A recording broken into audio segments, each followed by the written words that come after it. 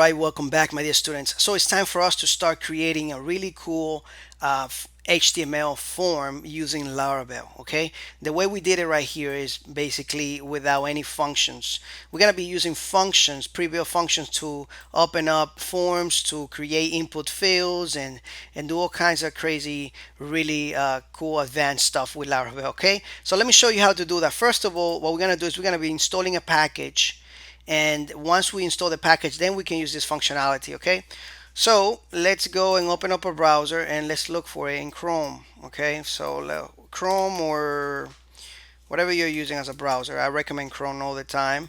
So I'm gonna start typing in Laravel Illuminate HTML. This is where we gotta go.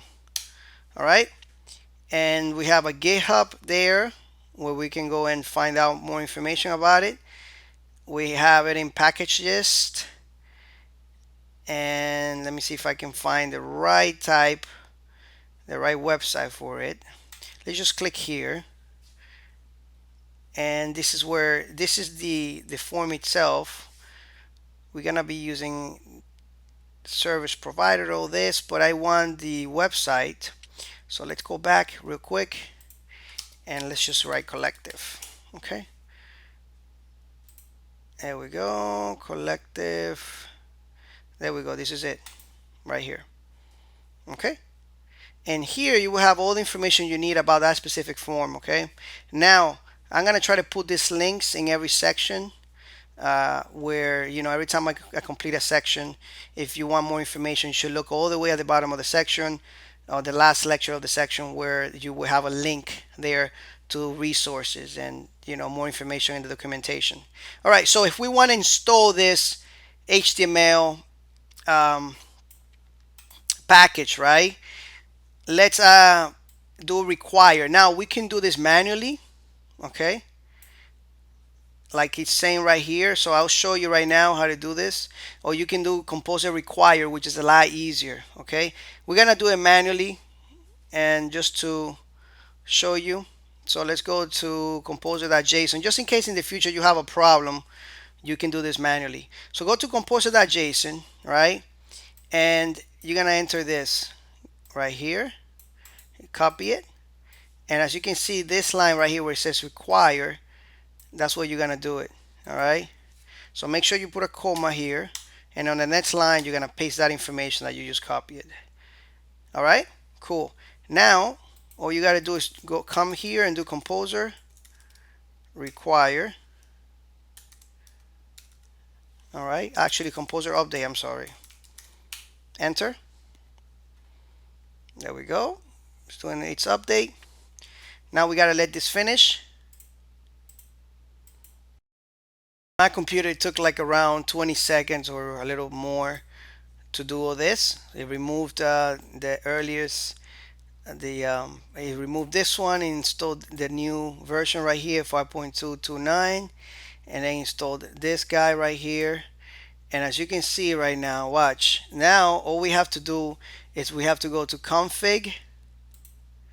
Let's go to config right here, and then we have to go to app, and then we got to add the service provider right here anywhere. All right, these are the providers. This is where you install your plugins. So right here, if you go back to that documentation, you're just gonna copy this,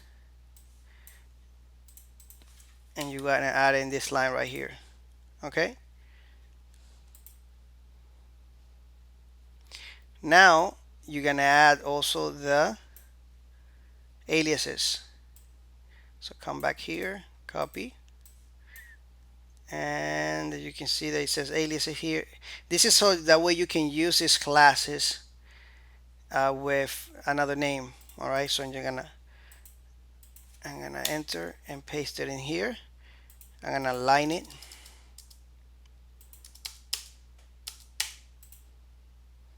All right, cool. Let's go to composer.json real quick and make sure that our Laravel collective is actually in place there.